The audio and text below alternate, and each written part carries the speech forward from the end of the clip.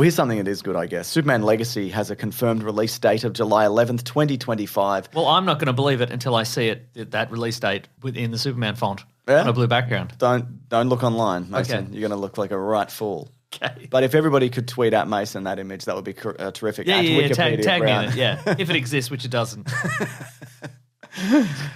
So You'll never find it. what's that? A year and a half? A bit more than a year and a half away. So that's something that he's obviously like a lot of the casting and that happened prior to the actors' strike, and like the writing of it was like he was well ahead on that for quite a while. So that one is one of the few movies that it's so far out, not that far out, but it's so far out, brother. So far out where it's like they can like there's enough room to make that release date. I think they were talking about filming it in January last time I heard. Okay. So yeah, that would make sense to me, Mason. Now THR, they spoke to Bob Iger, and Bob Iger said, "There's been a drop in quality." Was the there? Yeah. Really? We ambushed him outside his house. So he said, in addition. You could see him deciding whether to hit his panic button or to answer the question. He went, At the time the pandemic hit, we were leaning into the huge increase of how much we were making, and I've always felt that quality can be actually a negative when it comes to quantity. Wait, do you mean the other way around? Yeah, yes. Quantity, so it can be actually a negative when it comes to quantity. I don't feel like he thought that at all. I think he thinks that now. Yeah. Yeah, no, that's true, yeah. I think, but I mean, he was retired for some of this, I should point out, for a couple of years. But yeah, and he said, I think that's exactly what happened. We lost some focus. So apparently, yeah, the idea is, and we're going to be talking about some release dates in a minute, but that they're pulling back on a bunch of MCU stuff. I absolutely think, though, and we've talked about this before, but I absolutely think that he went, so you made Endgame and it made $1 billion. Yeah. Why can't you just release 3 of those in a year? Yeah, exactly. And then we'd make $3 billion. Yeah, think about it. Idiots. Yeah. Just churn them out. Who cares? Yeah. If you don't, you're fired, by the way. Exactly. They'll fire you all. Yeah. Because infinite growth. Infinite growth, exactly. And let's talk about the MCU, Mason, because there's been a bunch of shifts happening. So Deadpool 3. Shift happens. That's right. Which is resuming production. It's moving from May 3rd, 2024 to July 26, 2024. Okay. Now, originally, I think the idea was that Captain America 4 was going to move up to that date, but Captain America 4 is now being delayed quite a long time from July 26, 2024 to February 14th, 2025. Okay. So that means we're only getting one MCU movie next year, and that's Deadpool 3, right. Yeah. Thunderbolts also moves from December 2024 to July 25th, 2025. Blade gets a release date. No, it doesn't. It's not real. It's not a real movie. September 7th, 2025. And I'm sneaking this in here, Mason. Yes. Because I know you're worried about there not being enough MCU movies, but don't worry, the spum has got you. The Sony Pictures universe of Marvel movies. Venom 3 gets a release date of July 12th. Sorry, moved from July 12th of next year to November 8th. Venom fights another bunch of gooey guys. That's right. The gooeyest guys we've yet seen. Oh, my God. We've seen some pretty gooey guys. That's right. So via the Hot Mic podcast, they talked about specifically Captain America 4, and they said it didn't test well and extensive reshoots are planned. They're going to have to unretire Harrison Ford or whatever he's doing to get him back to be the Red Hulk or whatever the thing is that he's doing in that movie. You kind of have to nail new Captain America, you know? You can't, like... remember New Captain America, the show? You know, when he had that speech where he's like, everybody be better politicians. That's right. Just vague. Everybody stick to the middle. That's where all the action is. What they did was bad, but what you're doing is also bad, I think. Yeah. I think both of you guys should learn to get along. Don't you love how a lot of Marvel properties just revolve around a refugee crisis and how maybe refugees need to learn a lesson also? I do love that. My goodness. So there you go. How do you feel? I mean, we've been talking about also how maybe they should delay some MCU stuff. Or, maybe there should be a gap because it's a glut. It is a glut, yes. And this, I think, could end up being a good thing, having a break and also maybe making good movies. I think that could be a good thing. I think so. I mean, the quality, obviously the quality of the movies depend on, but everybody seems to be, like, people want to see Deadpool 3. I think that one. Yeah, that's true, has a fair bit of hype around it. How do you feel about the people who are saying, well, after superhero movies, the next big thing is probably going to be video game movies? Because of FNAF?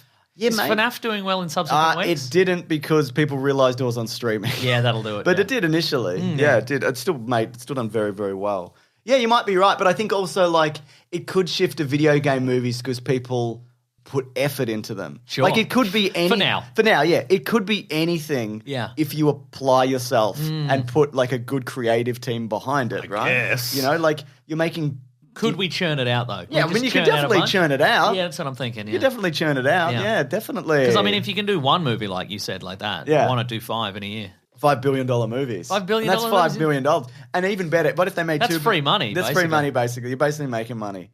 What if they made $2 billion each as well? You got to think about that. That's true. I mean, plan for the best, expect the best. Yeah. That's what I right. always say. And fire anybody who doesn't immediately give you the best. That's right, yeah. This is by My Time to Shine. Hello. I don't know if they're legit. I know. That's why I wanted to talk about this, though. But you know what? I don't care. I love rumors. I love conjecture. I love lies. That's why we're here. Are you My Time to Shine? Hello? Maybe. Interesting. You would know if you were really my brother, which you're not. I wouldn't think you'd tell any of your brothers that. I think both of your brothers would be like, I don't know what that is. Yeah, What do you mean? You might be right. So Kevin Feige is thinking about leaving Marvel after Secret Wars and taking over Star Wars. I mean, maybe. Like, it's possible. I guess, Why, sure. why wouldn't he, I guess? Why wouldn't he? I mean, Because you could just retire. He's not going to retire. I mean, are we going to retire? Yeah. All right. After Secret Wars? Yeah, after Secret Wars. All right, let's do it. Nah, I don't want to. I want to see what comes next. Maybe we retire after Kang Dynasty and we just don't come back to Secret Wars. Secret Wars, sure. Do you reckon they're going to keep Kang Dynasty? We'll talk about it. Did you watch Loki? Did you finish Loki? I'm 2 behind, but I don't care if you spoil it. Okay, honestly, we'll at this spoil it point. later. We'll spoil it later. Okay. Yeah. Yeah, I've got 2 left. I watched some yesterday and I'm like, I got up to 4 and then I'm like, I'm going to bed. Yeah, fair enough. Yeah. But that's just how compelling the Marvel narrative is these days. We'll talk about it in what we're reading. Or we could talk about it now, I guess. But what do you think they're going to actually make a movie called Kang Dynasty? Or will it be, as we've talked about, another guy dynasty? Oh, a yeah. big threat is happening dynasty. I mean, they could change it. They've changed titles, you know. Yeah. It could be a very similar plot line. And put in a different guy. Put in a different guy. Yeah. Doom Dynasty. Doom Man. Duck Dynasty. Duck Bring back Dynasty. Howard the Duck. Oh my God. Yeah. So no, I think no. I don't think they're going to make that or call it that at the very least. Yeah, right. Yeah. They could recast, but I mean, after what happened in Loki, and we'll talk about it, I just don't think that's going to happen. Okay. We'll see. We'll see, Mason. Anyway, Kevin Is the last episode of Loki just someone admitting to all their crimes in real life? Is that why you're saying this? Yeah, exactly. Wow. What do you think, though, Kevin Feige Star Wars? Should he do it? Would he do it? Could he do it? Is he doing it?